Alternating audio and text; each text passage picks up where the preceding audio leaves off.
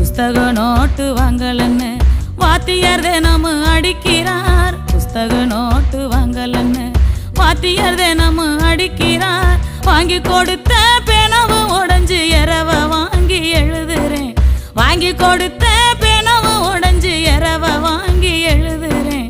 அன்புள்ளம் கொண்ட அம்மாவுக்கு மகள் எழுதும் கடிதம். அன்புள்ளம் கொண்ட அம்மாவுக்கு மகள் எழுதும் கடிதம்.